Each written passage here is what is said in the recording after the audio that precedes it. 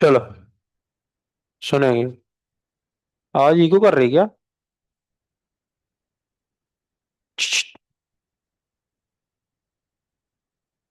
चलिए, तो नए चैप्टर का नाम डालो। थर्मोडायनेमिक्स। नए चैप्टर का नाम है थर्मोडायनेमिक्स।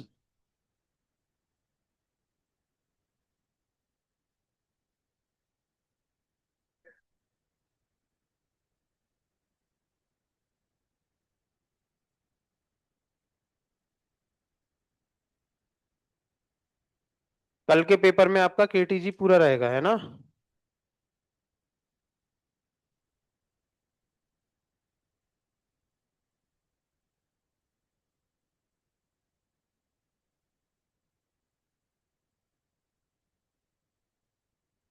थर्मोडायनेमिक्स। एक पेज छोड़ के थर्मोडायनेमिक्स डालो।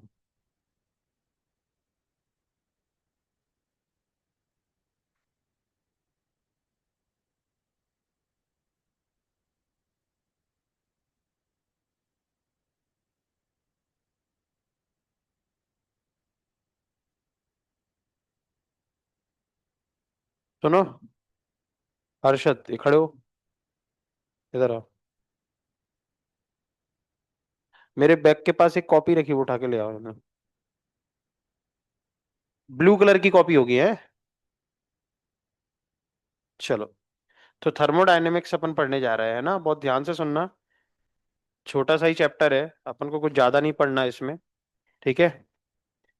अपन को कुछ प्रोसेस पढ़नी है, वर्क डन बाय गैस पढ़ना है, और कुछ इंजन पढ़ने हैं इसमें। कारनोट इंजन पढ़ना है, रेफ्रिजरेटर पढ़ना है ना? ये सब अपन को पढ़ना है इसमें। चलिए, अभी आपका केमिस्ट्री में भी क्या चल रहा है? थर्मोडायनेमिक्स, है ना? तो first law of thermodynamics, second law of thermodynamics, zeroth law of thermodynamics, ये सब अपन यहाँ पे डिस्कस करेंगे। तो सबसे पहले वर्क और हीट के बारे में समझते हैं। दोनों ही एनर्जी हैं, दोनों ही क्या है? एनर्जी। दोनों की यूनिट जूल है ना? कैलोरी भी है, सब कुछ सेम रहता है। लेकिन इनमें एक डिफरेंस भी है, किसमें? वर्क और हीट में। वर्क जो है ना, वो एनर्जी का। हम्म। ठीक है। वर्क जो है वो एनर्जी का क्या है, पता है आपको? अरे सुन नहीं रहे? वर्क और एनर्जी दोनों क्या है, पहले ये बताओ। क्या है दोनों?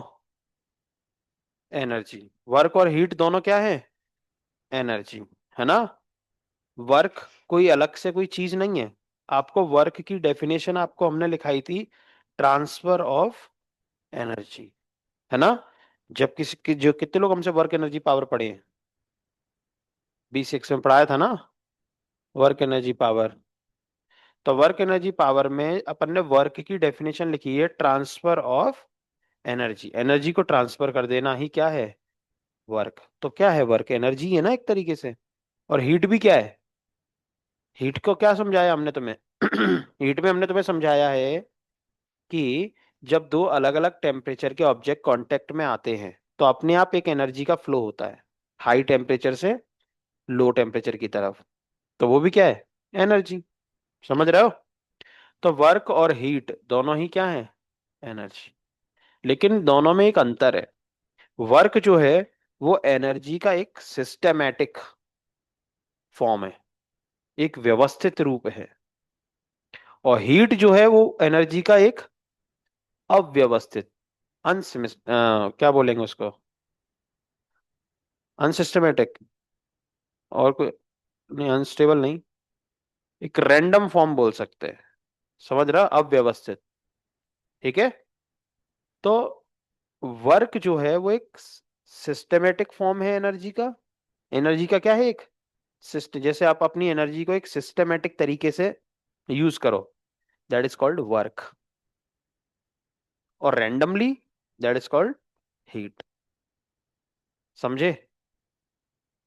तो इस वजह से वर्क और हीट में क्या है कि आप हीट को, ये क्या है, रैंडम फॉर्म है ना एनर्जी का, हीट को कभी भी पूरा यूटिलाइज नहीं कर सकते वर्क में। हीट कभी भी 100% वर्क में यूज नहीं हो सकती।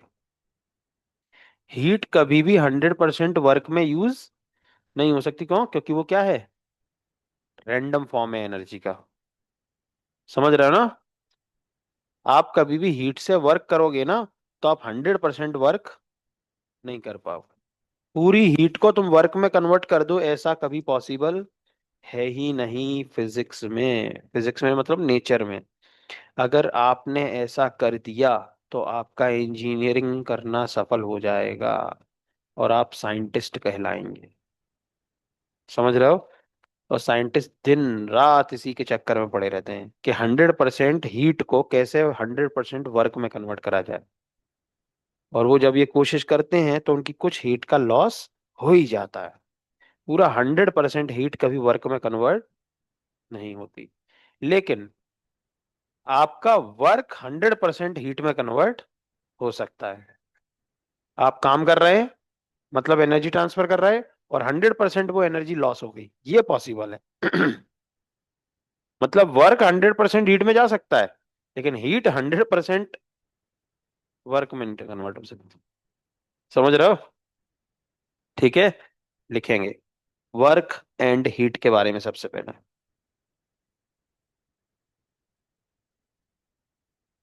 लिखो,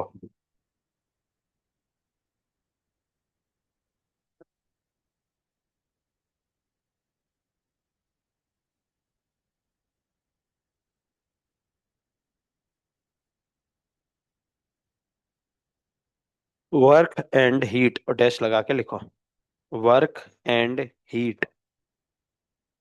इसमें लिखो, work is the systematic form of energy. Work क्या है?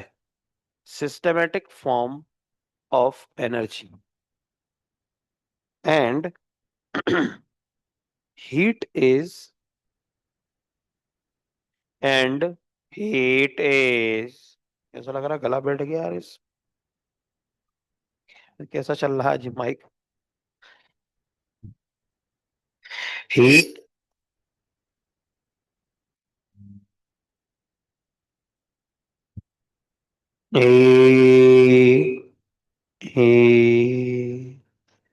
Heat is random form. ऐसा लग रहा है जैसे गांव में देखा नहीं, दीपावली के टाइम पे रूम की पुताई हो जाती है, पेंटिंग हो जाती है, तब रूम में से आवाज आती है नई नई, वैसी आवाज आ रही। तुम लोग को भी आ रही क्या, दबी दबी सी? इसमें कुछ गड़बड़ है। Heat is the random form of energy. हाँ। हाँ, अच्छा पैनल भी चालू का? हाँ ऐसा ही लग रहा है, सही बोल रहा है यार, जेब बंद नहीं है, इसीलिए इको हो रहा है। अब सही है क्या? अभी भी सही नहीं है? हेलो? हेलो, तुम सही हो गए क्या? सही हो गए क्या? सही हो गए क्या? अब ठीक है, चलिए। Heat is the random form of energy. ठीक है, अब ठीक। ठीक है, अगला पॉइंट लिखो, work and heat. Work and heat both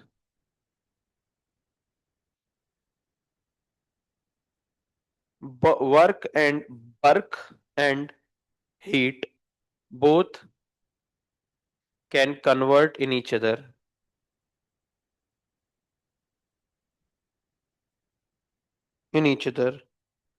but but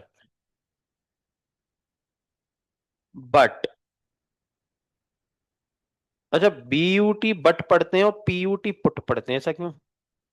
इसको भी बुट पढ़ लो, ऐसा क्यों? इसके पीछे कोई कारण है क्या?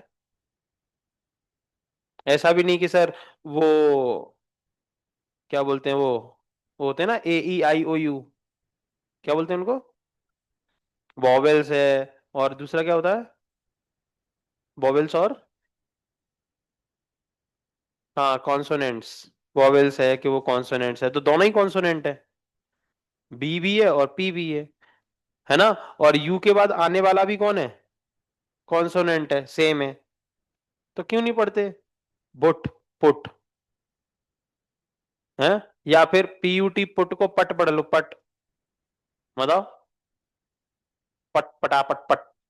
चलिए लिखेंगे, बट, बट, बट, बट, ये लिख लो ऐसे करके। ये आपका वर्क है, ये, है ना? तो ये वर्क से हीट 100% पॉसिबल है, लेकिन हीट का वर्क में 100% पॉसिबल कन्वर्जन नहीं है। क्या आप इस बात को समझ जाओगे? लिख लो ऐसे करके, बट करके ऐसे करके लिख लो।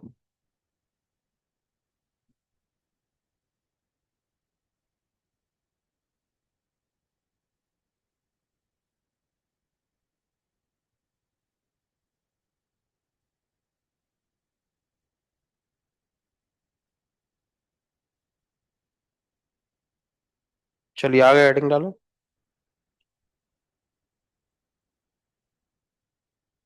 Joules law, Joule's law. हाँ Joule, Joule's law, JOULE Joule's law,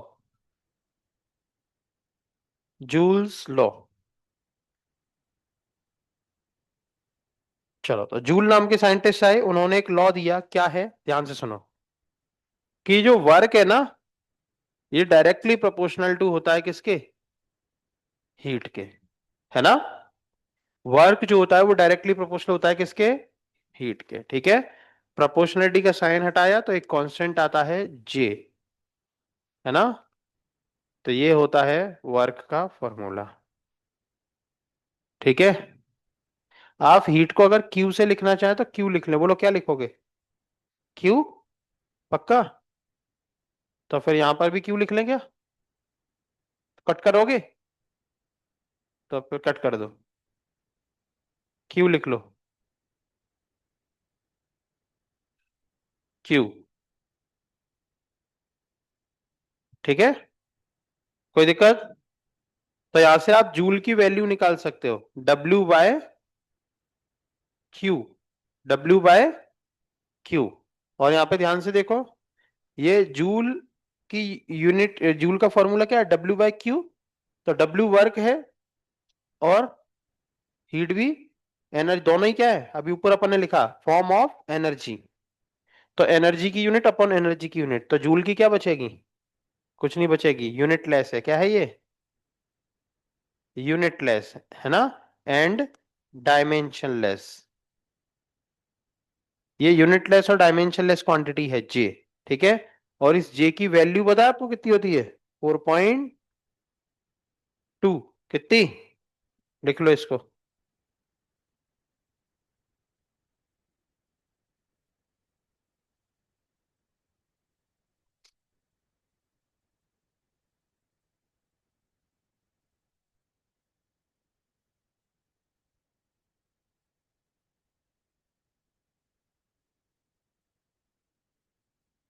इसको डायमेंशनलेस लिखना, यूनिटलेस नहीं लिखना।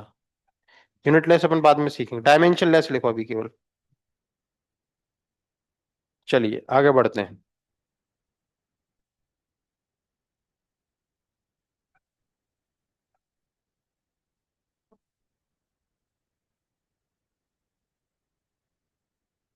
ठीक है, चलो।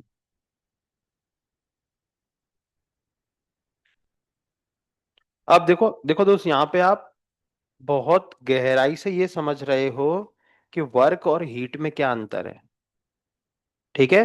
तो वर्क और हीट, अगर आपसे कोई बोले कि बताओ वर्क और हीट में क्या अंतर है, तो पहली बात तो आप ये बोलोगे कि सर दोनों ही एनर्जी है।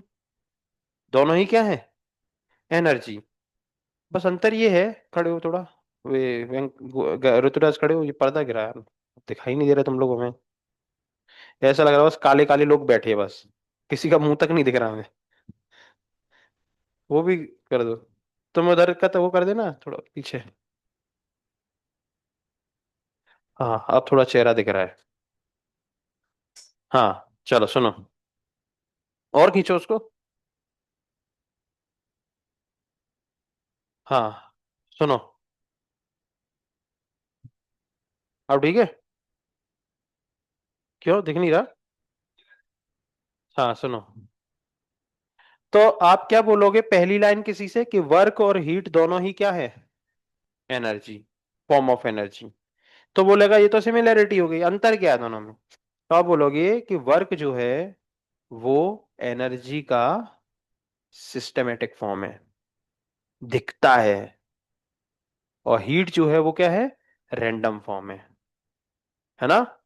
दोनों ही एनर्जी है ना? और वर्क को 100% हीट में कन्वर्ट कर सकते हैं। हम अपना वर्क 100% हीट प्रोड्यूस कर सकते हैं उससे, लेकिन हीट को हम 100% वर्क में कन्वर्ट कर दें ऐसा जरूरी नहीं। समझ रहे हो? जैसे फिर यहां पर ये लॉ दिया जूल ने कि वर्क जो है वो हीट के डायरेक्टली प्रोपोर्शनल होता है ना? और प्रोपोर्शनलिटी का साइन हटाया तो एक कांस्टेंट आता है जे। ठीक है? और यहाँ पर उस इस जे की जो वैल्यू होती है ना, वो होती है 4.2। अब देखो, वर्क हमने यूनिट टेस्ट लिखा था ना, यूनिट एक्चुअली में इसकी डायमेंशन लेस है, ये क्या है? डायमेंशन, लेकिन यूनिट इसकी होती है, तो देखो यहाँ पे ध्यान से, इसकी यूनिट है जूल पर कैलोरी। क्या है इसकी यूनिट? वर्क की यूनिट क्या है? जूल, और हीट की कैलोरी। तो जूल पर कैलोरी इसकी क्या है? यूनिट है। जूल पर कैलोरी, हम यहाँ पे जूल लिख देते हैं, वरना आप ये समझोगे कि ये वाला जे इधर आ गया। समझ रहे हो? तो क्या है इसकी यूनिट? जूल पर कैलोरी। क्या है इसकी यूनिट? जूल पर कैलोरी। लिख लो ये बात।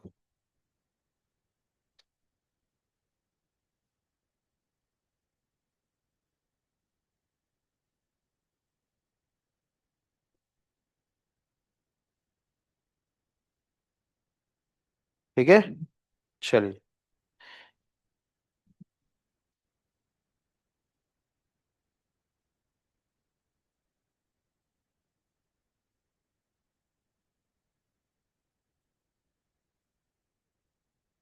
लिख गया? चलो आगे देखो।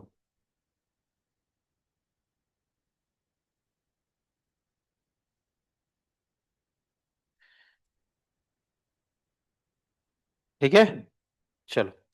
तो अब यहां पर अपना आता है कि आप वर्क डन को किस में कन्वर्ट कर सकते हो? 100% हीट में, है ना?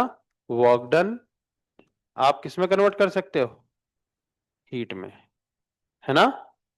ठीक है। और हीट क्या होती है सबको पता है, एमएस डेल्टा टी। ठीक है, टेम्परेचर में चेंज, इससे तो हीट का फ्लो अपन पता कर पाते हैं।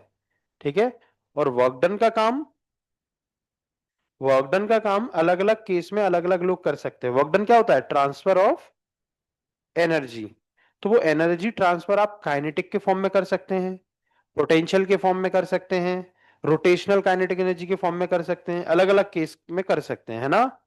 तो यहां पर अपन देख रहे हैं सबसे पहले पोटेंशियल के फॉर्म में, है ना? तो आप क्या लिखोगे? mgh, क्या लिखोगे? है ना? तो mgh अपन ने क्वेश्चन करे थे ना कि potential is equal to M S delta T बन गया। ठीक है। या कभी कभी half M V square is equal to M S delta T बन गया। ठीक है। तो ऐसे क्वेश्चन अपन ने कहाँ करे? कैलोरीमेट्री में। ठीक है। चलिए, तो फिर ये सब हमें बताने की जरूरत है नहीं अभी। इसके बाद आता है सिस्टम। क्या आता है? सिस्टम। तो ध्यान से सुनो, तो सिस्टम क्या होता है, ध्यान से सुनना। ये है एक कंटेनर, और इस कंटेनर में भरी है गैस। ठीक है। तो कंटेनर और प्लस इस गैस के कॉम्बिनेशन को बोलते हैं सिस्टम। क्या बोलते हैं? सिस्टम। कंटेनर और गैस के कॉम्बिनेशन को, क्लियर है, क्या बोलते हैं, सिस्टम। और कंटेनर के चारों तरफ ये जो फैला हुआ है, इसको बोलते हैं सराउंडिंग, क्या बोलते हैं, सराउंडिंग। ठीक है, ये है सराउंडिंग। ठीक है। और कंटेनर की दीवारें जो गैस और सराउंडिंग के बीच में बॉर्डर है, उसको बोलते हैं बाउंड्री, क्या बोलते हैं, बाउंड्री। तो सबसे पहले हमें देखना है कि ये सिस्टम कितने टाइप का होता है। तो ये सिस्टम कितने टाइप के होते हैं, तीन टाइप के, कितने टाइप के, तीन। ठीक है। तो ये सिस्टम तीन टाइप के हैं। ठीक है। तो पहला है ओपन सिस्टम, क्या होता है, ओपन सिस्टम। ओपन सिस्टम कैसा होता है, और दूसरा होता है क्लोज सिस्टम। ठीक है। और फिर तीसरा होता है आइसोलेटेड सिस्टम।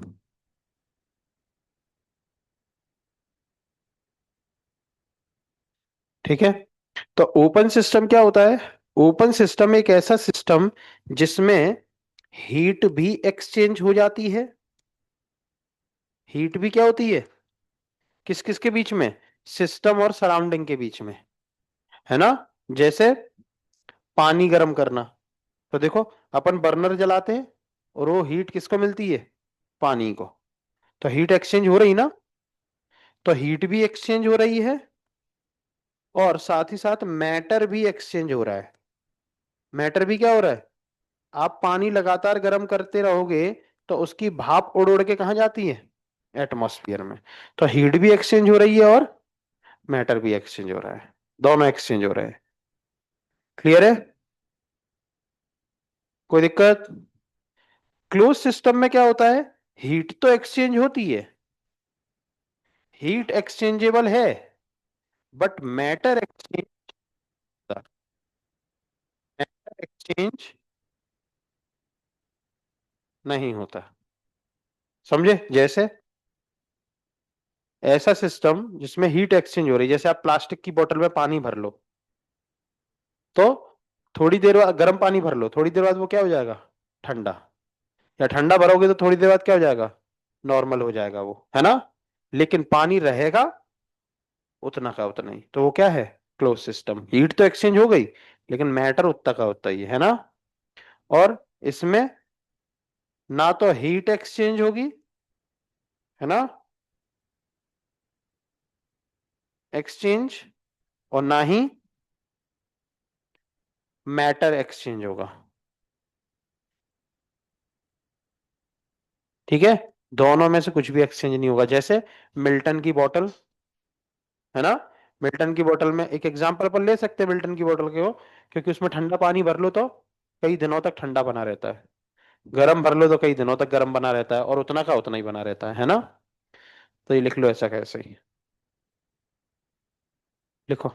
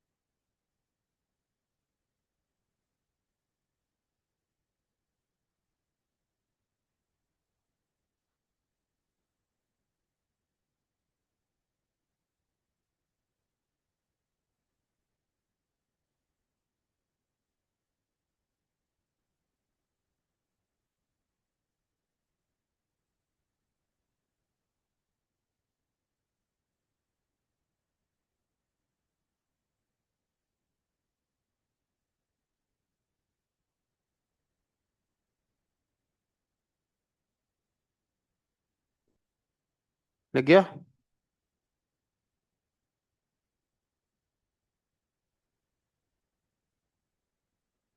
चलो अगली हेडिंग डालो। वर्क डन बाय गैस, और इस पे स्टार लगाओ।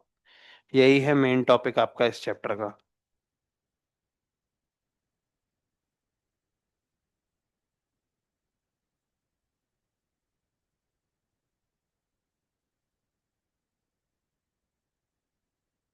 Work done by gas. हम्म।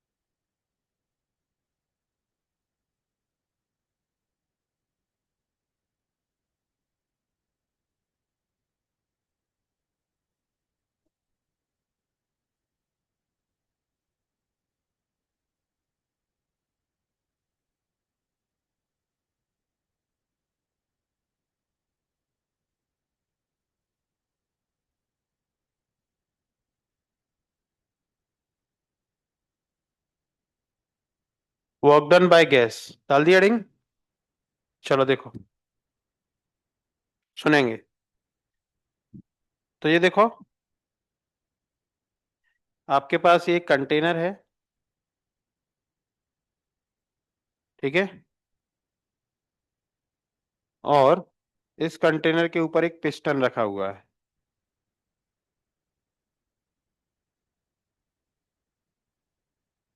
और ये पिस्टन क्या कर सकता है? मूव कर सकता है। क्या कर सकता है? मूव कर सकता है। और इस कंटेनर में हमने भर दी गैस। क्या भर दी? ठीक है। तो गैस के मॉलिक्यूल इस कंटेनर की पिस्टन के ऊपर क्या लगाएंगे? फोर्स लगाएंगे। पिस्टन का एरिया हमने मान लिया ए।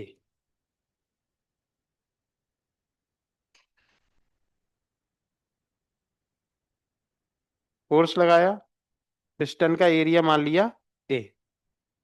तो फिर जब फोर्स लगेगा पिस्टन के ऊपर तो पिस्टन स्लाइड करेगी, है ना? तो मान लो पिस्टन स्लाइड करी और उसमें डीएक्स डिस्प्लेसमेंट आ गया।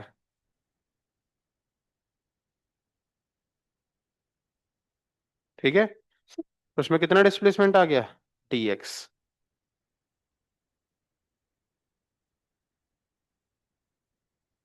ठीक है। उसमें डीएक्स डिस्प्लेसमेंट आ गया। हमसे पूछा गया है वर्क डन। क्या पूछा गया है?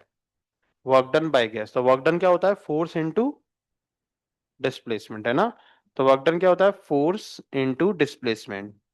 और फोर्स को अपन क्या लिख सकते हैं? प्रेशर इनटू एरिया, है ना?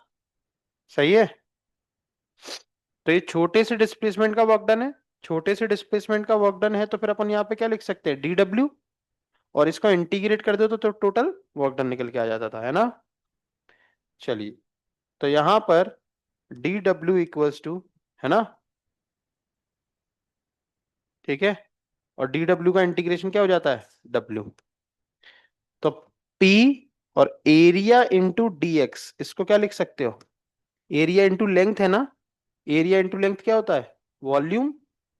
क्या होता है? और लेंथ चेंज हो रही है ना, डी एक्स, कभी कुछ कभी कुछ, तो यहाँ पे अपन लिख सकते हैं चेंज इन वॉल्यूम। तो ये फॉर्मूला बनता है डीवी। और लिमिट लगा दो V1 से V2। तो ये फॉर्मूला दोस्त आपको किसी भी हाल में भूलना नहीं है। वर्क डन बाय गैस, इस चैप्टर में सबसे ज्यादा काम आने वाला फॉर्मूला। ठीक है। अच्छा, तो इसको अपन क्या क्या पढ़ सकते हैं? तो वर्क डन बाय गैस होता है इंटीग्रेशन। क्या होता है? इंटीग्रेशन ऑफ किसका? प्रेशर का, with respect to volume. With respect to volume. Clear है? और साथ ही साथ अपन और क्या पढ़ सकते हैं? और क्या पढ़ सकते हैं? पीडीवी याद है ना? प्रेशर और वॉल्यूम मल्टीप्लाई हो रहा है ना, तो आपको क्या सिखाया है? इंटीग्रेशन का graphical meaning. Area under the curve है ना। तो एरिया अंडर दी कर्व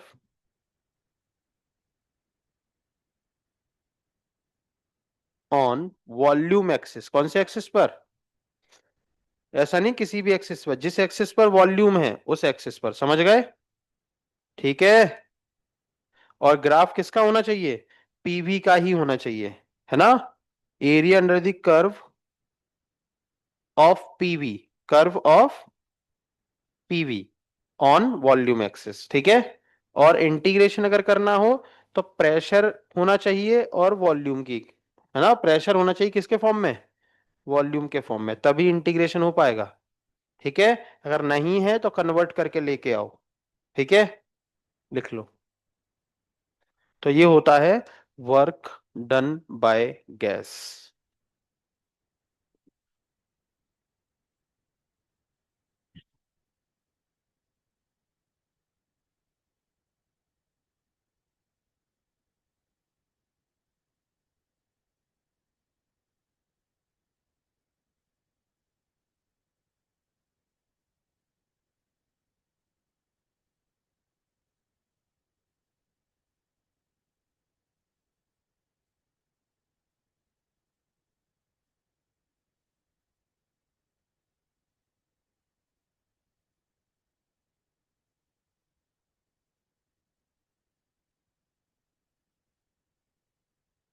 तो हम देख रहे हैं वर्क डन बाय गैस।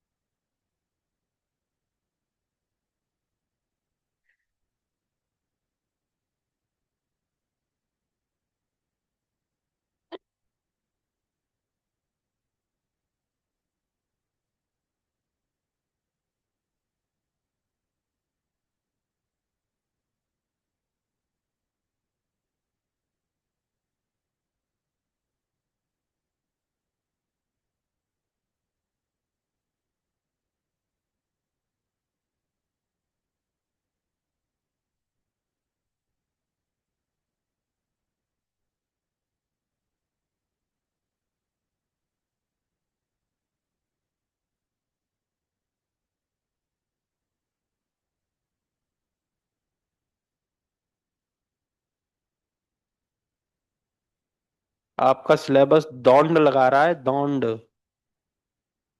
पूरी एकेडमी में हो सकता है सबसे पहला सिलेबस आपका ही खत्म हो, और आप गणपति पर एकदम रिलैक्स हो जाएं। समझ रहे हो?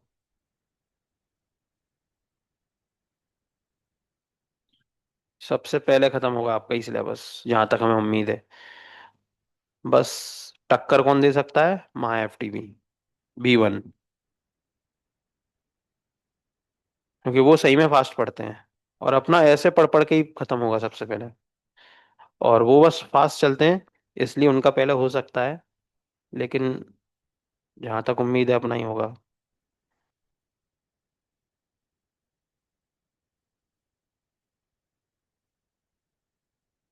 चलिए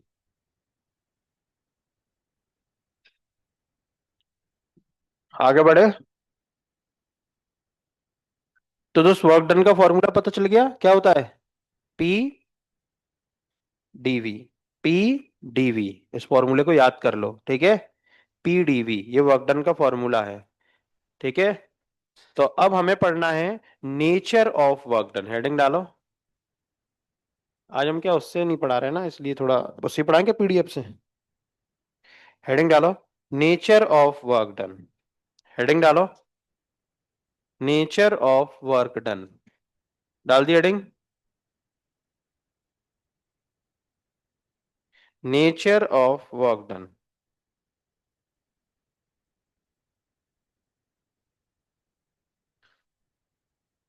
नेचर ऑफ वर्क डन, ठीक है। तो वर्क डन का नेचर। तो वर्क देखो, अपन जो फिजिक्स में पढ़ते हैं ना दोस्त, फिजिक्स और केमिस्ट्री में थोड़ा सा एक डिफरेंस है। क्या डिफरेंस है? फिजिक्स वाले पढ़ते हैं कि वर्क डन बाय गैस, अपन जो पढ़ते हैं वो क्या पढ़ते हैं?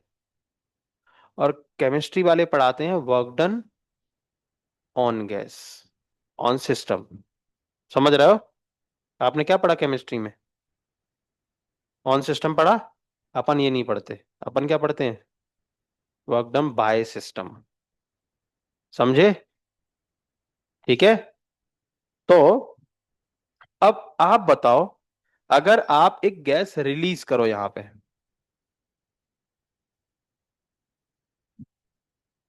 हाँ, क्या करा हमने? गैस रिलीज करेंगे अगर अपन यहां पे, तो अपने आप वो गैस फैलेगी या उसके मॉलिक्यूल पास पास आएंगे? ऑब्वियस सी बात है। तो अपने आप अगर आप गैस को छोड़ देंगे, तो गैस अपना वॉल्यूम हमेशा क्या करेगी? बढ़ाएगी, है ना? और वॉल्यूम बढ़ाएगी, तो चेंज इन वॉल्यूम, कोई चीज बढ़ रही है तो उसका चेंज पॉजिटिव होगा कि निगेटिव? तो होशियार हो। किसी में अगर कोई चीज बढ़ रही है, अगर तुम्हारे पास कल 5 रुपए थे, आज 50 हो गए, तो चेंज कितने का आया? कितने का चेंज आया? 5। 5 रुपए का ही चेंज आया। दुकान मत खोल लेना तुम, बर्बाद कर रहे हो अपने पिताजी को। 45 का चेंज आया, तो ये पॉजिटिव है कि निगेटिव? पॉजिटिव है। 5 रुपए का चेंज आया। ये पढ़े लिखे गवार उल्लू। हैं? चलिए कोई बात नहीं। तो जब भी कोई चीज बढ़ती है तो उसका चेंज कैसा होता है? पॉजिटिव। उसका चेंज कैसा होता है? पॉजिटिव, है ना? ठीक है। तो आप बताओ, गैस को अपना वॉल्यूम बढ़ाने के लिए क्या हम बोलेंगे कि गैस अपना वॉल्यूम बढ़ा लो? वो बोलेगी नहीं, हम अपना खुद वॉल्यूम बढ़ा। गैस को वॉल्यूम बढ़ाने के लिए हमारी जरूरत नहीं है। समझ रहे हो? ठीक है। तो इसीलिए कभी भी गैस जब भी अपना काम करेगी, गैस खुद जब काम करेगी, work done by system, work done by gas, तो गैस अपना वॉल्यूम हमेशा क्या करेगी? और वॉल्यूम बढ़ाएगी, तो डीवी हमेशा क्या रहेगा? चेंज क्या रहेगा? पॉजिटिव। तो वर्क डन कैसा रहेगा? पॉजिटिव। समझे? ठीक है। तो वर्क डन क्या होता है? पीडीवी। तो जब जब वॉल्यूम बढ़ेगा, तब तब डीवी क्या रहेगा? पॉजिटिव। तो वर्क डन क्या रहेगा? और जब गैस का वॉल्यूम कम करना होता है, तो गैस तो अपना वॉल्यूम कभी कम नहीं करती, तो वर्क डन ऑन सिस्टम करना पड़ता है। और वर्क डन ऑन सिस्टम जब हम करेंगे, तो वॉल्यूम हमेशा क्या रहेगा? डिक्रीज होगा। और वॉल्यूम डिक्रीज होगा तो चेंज कैसा आएगा? नेगेटिव। तो उस टाइम पे वर्क डन क्या रहेगा? नेगेटिव। तो फिजिक्स में work done by gas positive लिया जाता है, और work done on gas negative लिया जाता है। ठीक है। और अगर वॉल्यूम कांस्टेंट है, तो मतलब उसमें चेंज नहीं हो रहा, तो वर्क डन क्या है? जीरो। तो फिजिक्स में वर्क डन हो रहा है कि नहीं हो रहा है, आपको ये देखना होता है वॉल्यूम से। अगर वॉल्यूम बढ़ रहा है तो वर्क डन हो रहा है। ठीक है। वॉल्यूम कांस्टेंट है तो वर्क डन नहीं हो रहा है ना? अगर वॉल्यूम बढ़ रहा है तो वर्क डन गैस खुद कर रही है, और वॉल्यूम कम हो रहा है तो वर्क डन गैस के ऊपर किया जा रहा है। ठीक है। तो ये नेचर है, तो यहां पर लिख लेना। ये ऐसे ही लिखना है आपको। फिर यहाँ नीचे लिख लेना, वर्क डन बाय गैस, और ये है वर्क डन ऑन गैस। लिखो जल्दी। लिखो जल्दी।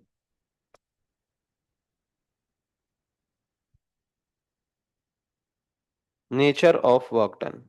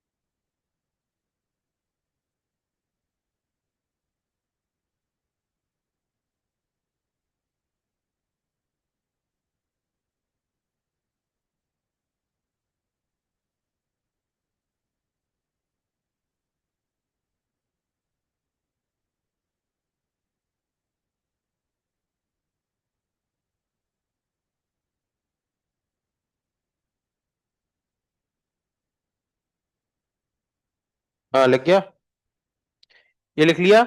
यहाँ पे क्या लिखा, वर्क डन बाय सिस्टम, और यहाँ पे वर्क डन ऑन सिस्टम, ठीक है। चलो, लिखा। चलिए, अब दोस्त यहाँ पर ग्राफिकल कुछ क्वेश्चंस हैं जिनमें हमें केवल नेचर पहचानना है। क्या पहचानना है, नेचर। तो ध्यान से सुनना, वर्कडन के कभी भी क्वेश्चन आते हैं ग्राफिकल, तो उन ग्राफिकल क्वेश्चंस में एरो का बड़ा रोल रहता है। किसका, एरो का, कि एरो कहां से कहां की तरफ है, क्योंकि वो एरो ही हमें बताएगा कि प्रोसेस कहां से कहां की तरफ गई। अगर एरो नहीं लग के आया तो समझो वो क्वेश्चन बोनस है, क्योंकि बिना एरो के क्वेश्चन सॉल्व नहीं हो सकता यहाँ पे, है ना। क्लियर है, ठीक है। तो देखो आपके पास पहला क्वेश्चन है, ध्यान से देखना सभी लोग, ये देखो, ये देखो। आपको बताना है केवल नेचर के बारे में, केवल किसके बारे में बताना है। तो आप देखो, एक पीवी ग्राफ आपको दिया गया है ना, ऐसे करके, और प्रोसेस ए से कहाँ की तरफ जा रही है, बी की तरफ, एरो बता रहा है ना। तो आपको वर्क डन का नेचर बताना है, तो आप सिंपल देखोगे कि सर ए से बी जब जा रहे हैं तो वॉल्यूम क्या हो रहा है, बढ़ रहा है। और वॉल्यूम बढ़ रहा है मतलब चेंज इन वॉल्यूम पॉजिटिव, मतलब वर्क डन पॉजिटिव, या मतलब यहाँ पे वर्क डन बाय गैस है। क्या है ये, वर्क डन बाय गैस। तो ऐसे नेचर पहचान सकते हो। चलिए यहाँ पे बताइए, इसमें क्या हो रहा है, इसमें वॉल्यूम क्या हो रहा है, कम हो रहा है ना। एक्स से वाई आओगे तो वॉल्यूम डिक्रीज हो रहा है, तो वर्क डन कैसा है, नेगेटिव, मतलब वर्क डन ऑन गैस, है ना। क्लियर है। चलिए इसमें बताओ, इसमें क्या है, वॉल्यूम कांस्टेंट है, तो वॉल्यूम कांस्टेंट, तो वर्क डन क्या है, जीरो, है ना। डीवी जीरो है क्योंकि वॉल्यूम कांस्टेंट है, ठीक है, ठीक है। अच्छा इसमें देखो जरा, इसमें बताओ क्या है, वॉल्यूम बढ़ रहा है, तो work done positive negative, positive, क्या। हाँ समझ गए ना। कभी कभी वो उल्लू बनाने के लिए वॉल्यूम को यहाँ पहुंचा देंगे, है ना। और बच्चा जल्दी में ये बस ये देख लेता है एरो वॉल्यूम बढ़ रहा है, और उसको समझ में आता है कि वॉल्यूम यहीं है अभी भी। समझ रहे हो। तो आज देखो ध्यान से, वॉल्यूम वाई एक्सिस पर है, तो वॉल्यूम ध्यान से देखो, ए से बी आओगे तो क्या हो रहा है, डिक्रीज हो रहा है। क्या हो रहा है, तो यहाँ पे वर्क डन कैसा होगा, नेगेटिव। क्या होगा, नेगेटिव। यहाँ पे वर्क डन कांस्टेंट नहीं, वॉल्यूम कांस्टेंट, तो वर्क डन जीरो, ठीक है, ठीक है। साइक्लिक प्रोसेस बाद में देखेंगे। हाँ इतना लिखो जल्दी, ये ग्राफ बनाओ सारे, लिखो जल्दी। हाँ हेडिंग डालो, find nature of work done in given graphs, find nature of work done in given graph. Question डालेंगे, find nature of work done in given graph.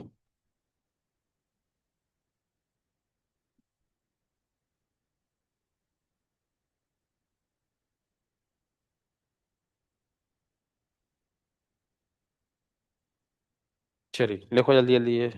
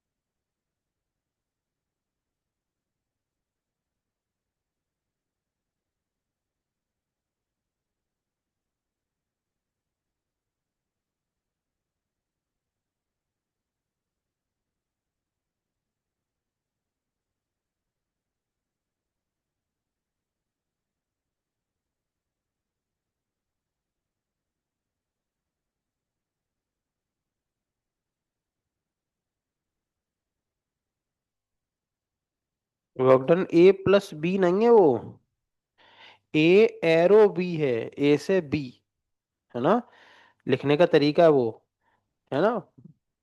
ये वर्क डन अपन कहां से कहां निकाला है, ए से बी। तो ए एरो, वो बीच में प्लस नहीं है, ए एरो बी, ए से बी।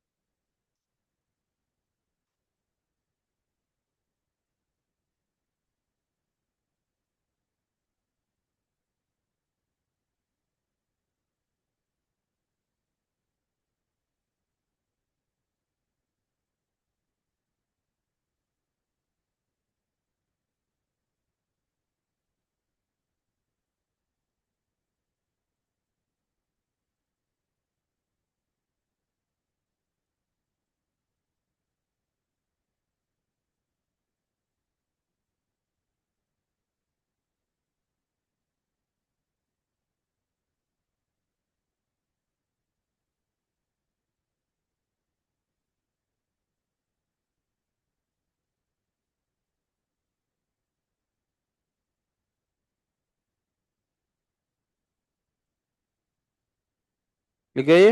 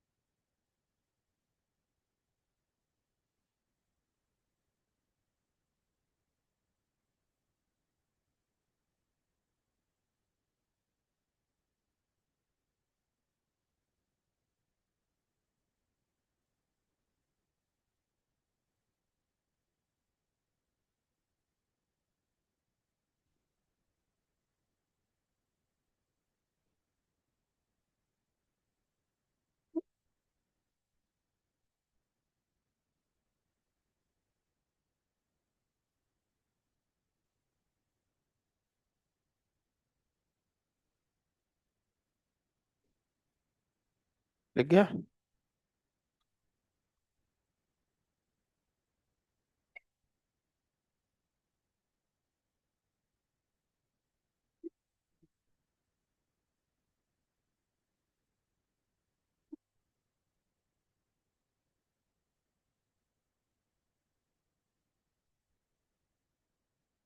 लिखा?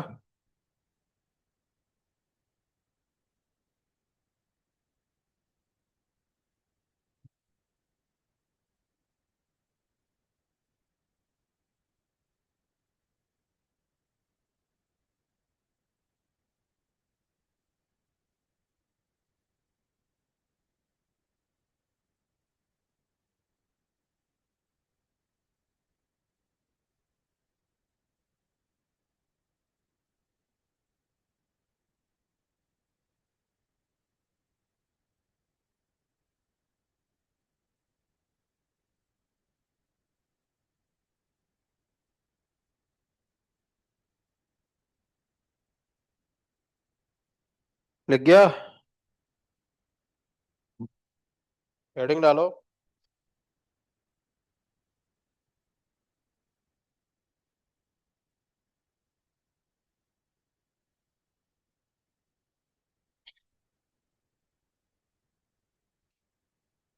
Work done, sorry, nature of work done in cyclic process.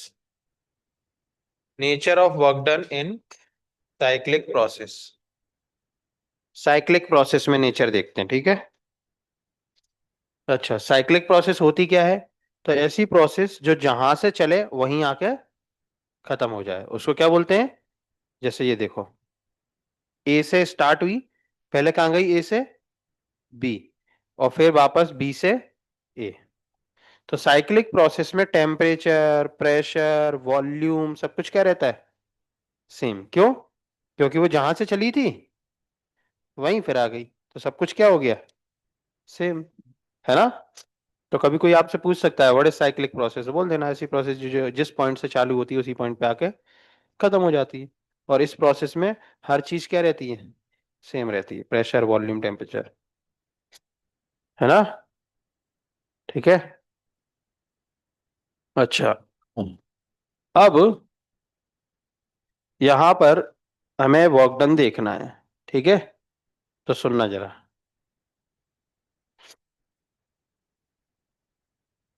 तो ए से बी जब गए आप, तो वॉल्यूम क्या हो रहा है? और बी से ए आए तब वॉल्यूम क्या हो रहा है? कम हो रहा है। तो ए से बी गए तब वॉल्यूम बढ़ रहा है, मतलब वर्क डन पॉजिटिव। और बी से ए आए तब वर्क डन नेगेटिव। अब ध्यान से देखना। अब किसी किसी के मन में आता है कि सर एक पॉजिटिव एक नेगेटिव, टोटल क्या हो गया? जीरो। लेकिन ऐसा नहीं होता। क्यों? क्योंकि जब गए थे आप तब एक अलग रास्ते से गए थे, है ना, और जब आप आए तो एक अलग रास्ते से आए। और आपका ये जो वर्क डन है ना, ये पाथ फंक्शन है। क्या है वो? मतलब कहने का मतलब, जैसे मेरे सर ऐसे समझाते थे कोटा में जब हम गए थे। जैसे मान लो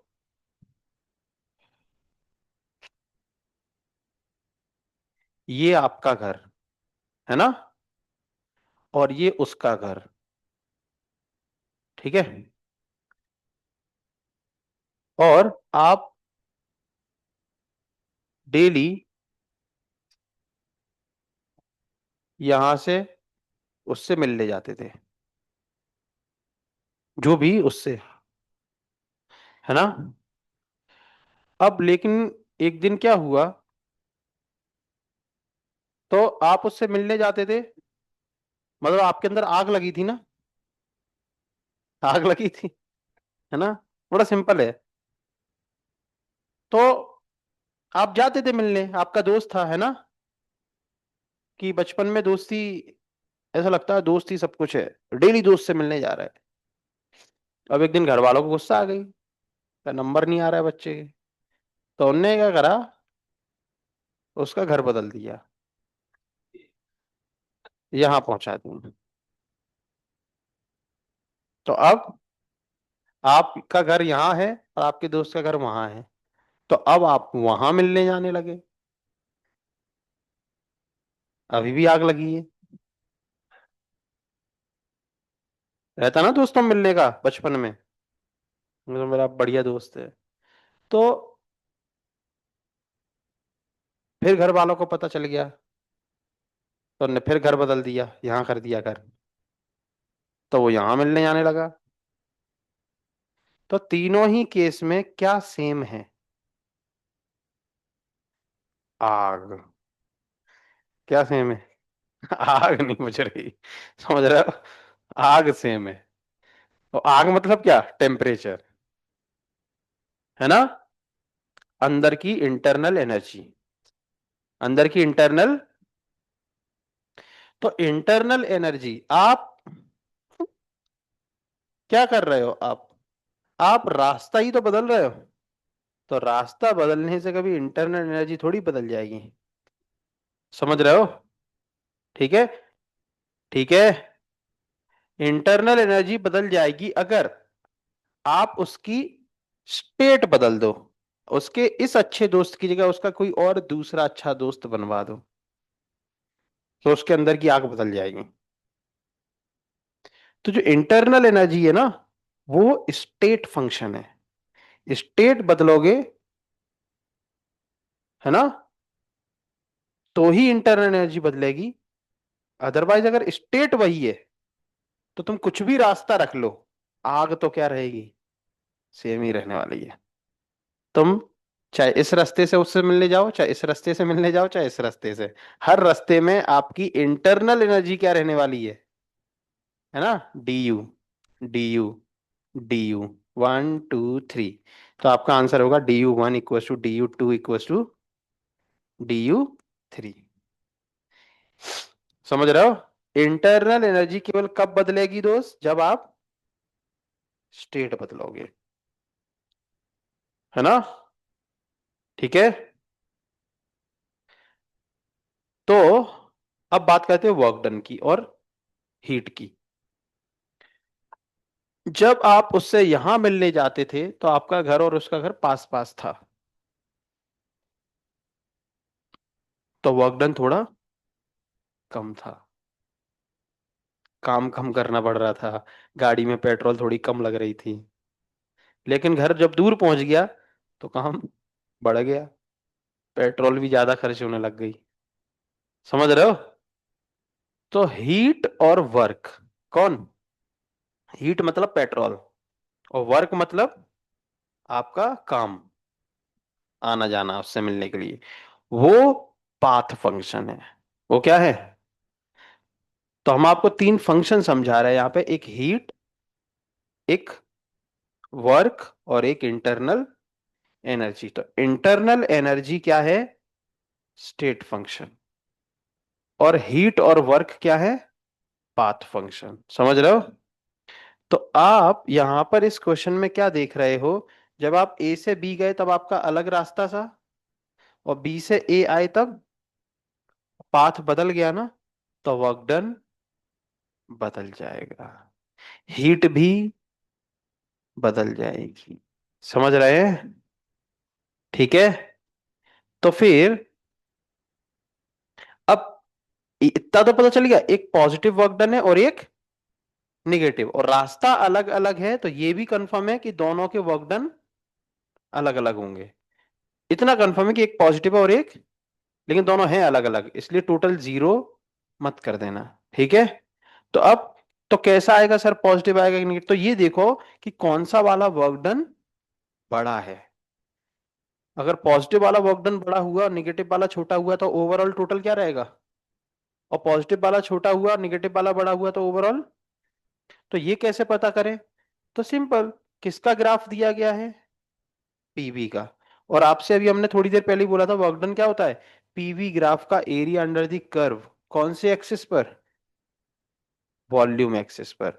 तो जब आप ए से बी गए तब आपने इतना एरिया ऑक्यूपाई करा, देखो जरा, ये देखो, येलो कलर का, इतना एरिया ऑक्यूपाई करा, बोलो, सही है। और जब आप बी से ए आए तब आपने केवल इतना एरिया ऑक्यूपाई करा, रेड कलर। तो किसमें आपने ज्यादा एरिया ऑक्यूपाई किया? ए से बी में। तो किसका वर्क डन ज्यादा है? ए से बी का, जिसने ज्यादा एरिया ऑक्यूपाई करा।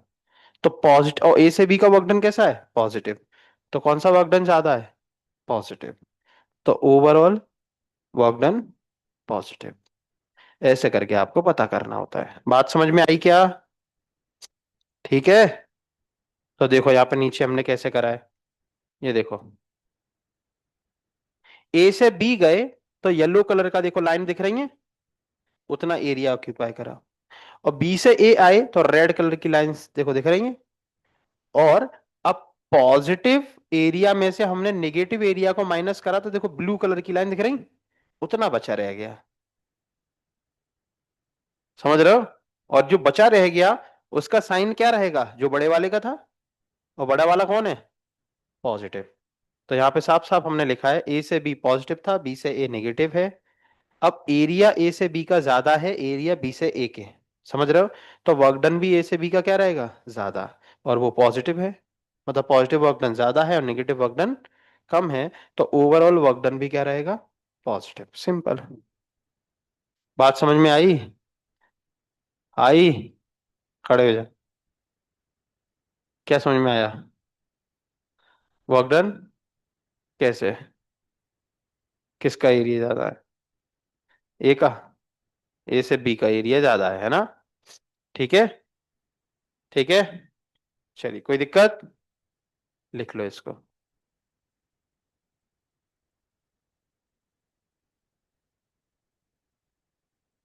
हाँ, हेडिंग डालो, वर्क डन इन साइक्लिक प्रोसेस, डाली ना हेडिंग। ये क्वेश्चन लिखो।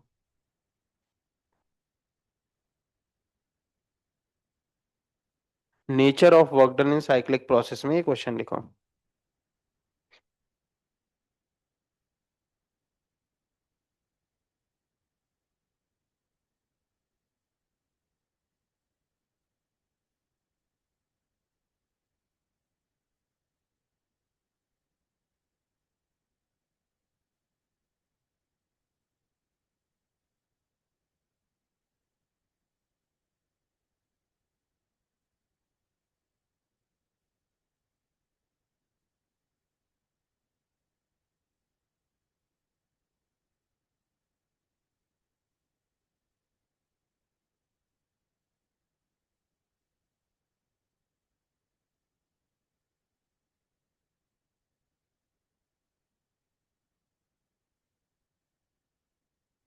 ये सब ऐसे लाइन वाइन बनाने की जरूरत नहीं है, ये तो हमने ऐसे ही ड्राइंग करा है, आप आपके हिसाब से लिखो, है ना। और आपको क्लियर नजर आ रहा है तो ये सब लाइन बनाने की जरूरत नहीं है आपको। क्वेश्चन लिख गया सबका।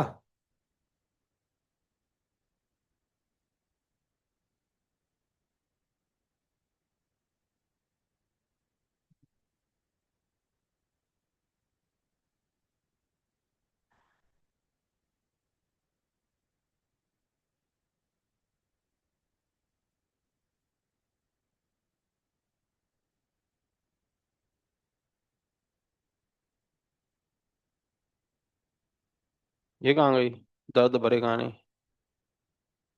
हैं? कहाँ? हॉस्टल? अच्छा, बस छूट गई। क्यों, कहानी सुन रही थी क्या?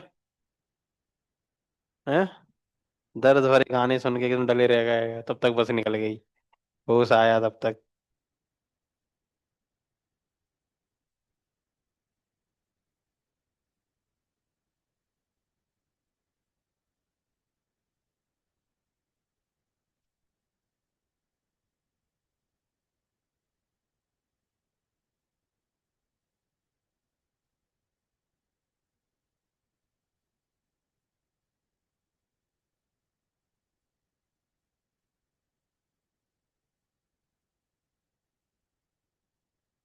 हम्म,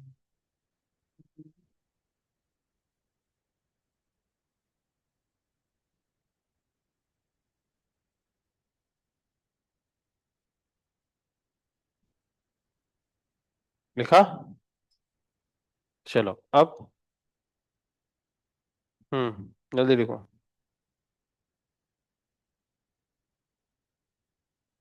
कल का लेक्चर बहुत काम का रहेगा, है ना। कल अपन पढ़ेंगे टाइप्स ऑफ प्रोसेस। पढ़ा है ना केमिस्ट्री में। तो उन्हीं प्रोसेसेस को कल अपन देखेंगे फर्स्ट लॉ ऑफ थर्मोडायनेमिक्स के साथ।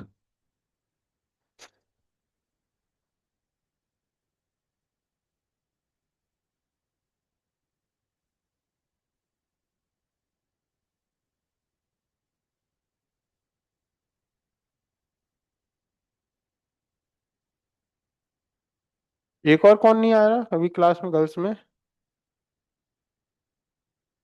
अनुष्का और यशस्वी। हम्म।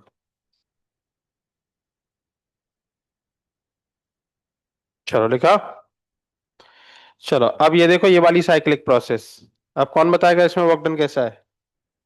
तो देखो, ए से बी गए तो वॉल्यूम पॉजिटिव, और उसने अपने नीचे केवल इतना ही एरिया ऑक्यूपाई करके रखा है ना। और बी से ए वाले ने ज्यादा, बी से ए वाले ने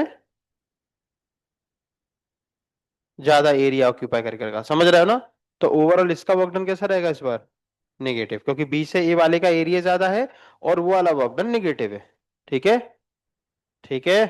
तो आपको समझ में आ गया क्या? अगर समझ में आ गया तो लिखने की जरूरत नहीं है, लेकिन अगर लिखना हो तो लिख भी लो, ऐसी कोई प्रॉब्लम नहीं, ठीक है। कोई दिक्कत? अब इसको आप चाहो तो डायरेक्ट याद भी कर सकते हो, मेरे सर ने हमें डायरेक्ट ही याद कराया था क्या, इस तरीके से नोट लिखवा के। क्या? कि अगर साइक्लिक प्रोसेस क्लॉकवाइज है, कैसी है, तो आप बेधड़क उसमें आंसर क्या टिक करो, पॉजिटिव। और अगर एंटी क्लॉकवाइज है तो negative. Condition. Volume x axis पर होना चाहिए और प्रेशर। अगर आपका क्वेश्चन गलत करवाना होगा तो बच्चे जल्दबाजी में करते हैं, तो एग्जामिनर क्या करेगा, प्रेशर को कहां कर देगा, एक्स एक्सिस पर, और वॉल्यूम को, तो उस केस में आपका रिजल्ट भी पलट जाएगा, क्लॉकवाइज में नेगेटिव और एंटी क्लॉकवाइज में पॉजिटिव। तो आप ये रिजल्ट जरूर लिख लें।